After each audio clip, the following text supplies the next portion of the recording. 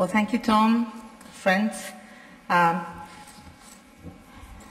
Mr. John Key, Prime Minister of New Zealand, Mr. Tang, Chairman of APEC, Mr. Philip Nizio, and Mr. Richard Atkinson from Fremont. Well, I'm so pleased to be here and regarding this issue so important, rebuilding the global economy, crisis and opportunities. And you have asked us to share some thoughts about what can we do to improve business in the APEC region. But before that, I want to do some remarks. I think that all the economic data from developed and emerging economies are signaling ever more strongly that a recovery may be underway. And once again, the Asia-Pacific economies are leading in this return to positive growing rates.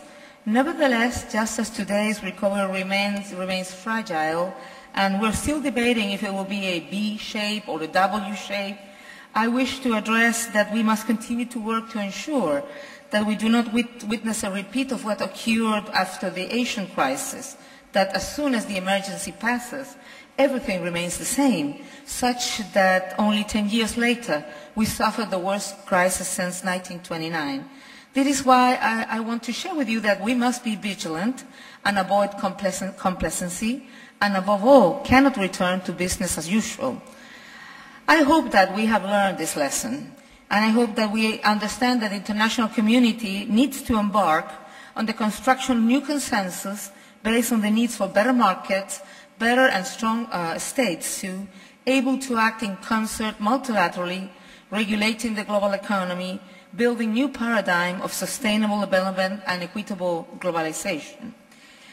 It's not my intention to speak about impossible goals, because in Chile we have shown it is possible to do things differently.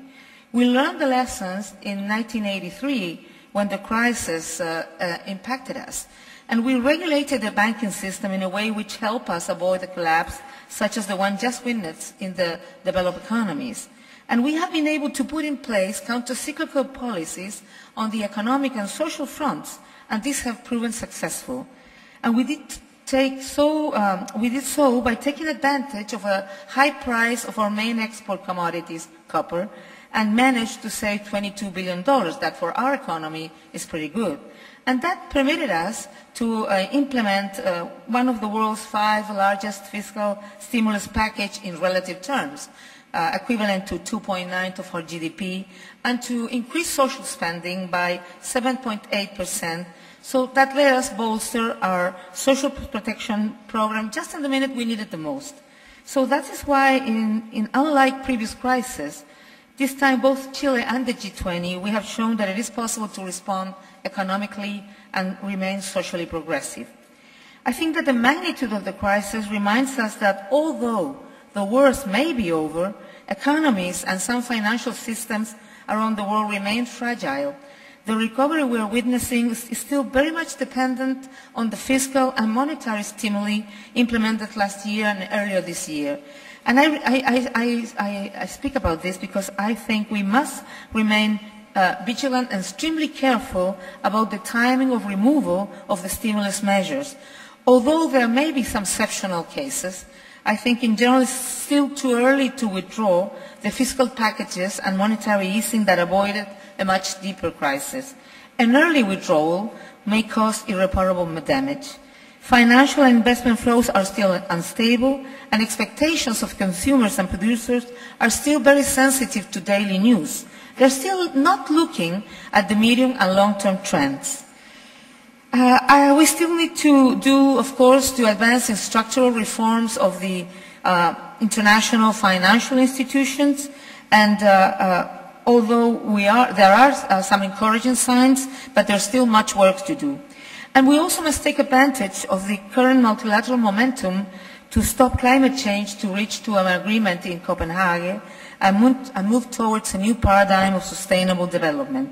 We must avoid, that's another sensitive problem, we must avoid that the economic collapse be followed by a global social collapse, and so of political collapse in some places of the world. So action is urgently needed, because this year, for the first time in history of humankind, over 1 billion people will be living in hunger. The crisis and how to overcome it has been front and center of the APEC agenda this year. And we have been paying particular attention to avoiding trade and financial protectionism and reaching a successful conclusion of the 2010 Doha round, which could be decisive for recuperation, as well as reaffirming our commitment to these three fundamental pillars of this forum. Let me be very clear. Protectionism is not the solution of the crisis. On the contrary, it can make it much worse. That is why Chile is eager that APEC move forward in its commitment to explore the possibility of a FTAAP, free trade area of the Asia-Pacific. We will have to see which are the pathways that can lead us to that. But that's, I think, it's a goal we have to work and hopefully we reach. Developing different kinds of action that favor a firm and sustained recuperation of the APEC economies remains necessary, and guaranteeing trade and investment flows is essential. Within the forum, therefore, we're supporting initiatives to improve business environment, such as the APEC Ease of Doing Business, or EODB, whose goal is to improve the climate for business development, making these processes earlier, quicker, and less expensive. And thanks to the efforts of APEC and the Executive Committee, we have already identified key areas in this regard, such as the obstacle that many of the business community can find in creating new business, access to credit, cross-border trade, fulfillment of contractual obligations, and permits. In addition to facilitating trade and investment liberalization, further progress is needed in cross-border connectivity between the economies of the Asia-Pacific region. Indeed, in such a vast region, with such large distances and so many isolated communities, the infrastructure required for transport and telecommunications is a permanent challenge to facilitate economic and personal relations, thereby improving competitiveness in goods and services. This implies optimizing logistic and transport networks, resulting in a reduction of time, of cost, and uncertainty throughout the supply chain. This connectivity will bring both Pacific Coast even closer, benefiting the business community throughout the region, and in particular, SMEs, whose success is of vital importance for increasing the potential for growth and promoting socially inclusive development model. There are at least two reasons to emphasize the importance of SMEs, and in the search for added value at the national level to exploit the opportunities of participating in international markets. Because on one hand, this will lead to a reduction in unemployment, and on the other, to close the gap between the more modern and more traditional sectors of our economies. And in doing so, we will move down the road towards a development model that is less productively heterogeneous and more socially balanced. My friends, there are many things we can do to accelerate this process. You, from a business perspective, and we as governments, agree that we want competitive, innovative, and dynamic markets that offer a real promise of improving the lives of our citizens through better goods and services. We support initiatives which promote the international mobility of business women and men in the context of APEC.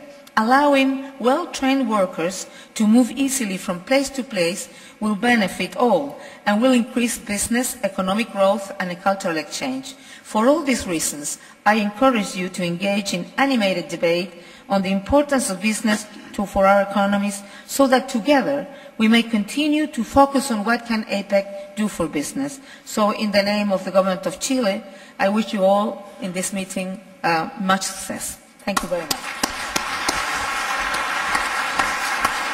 I don't know how many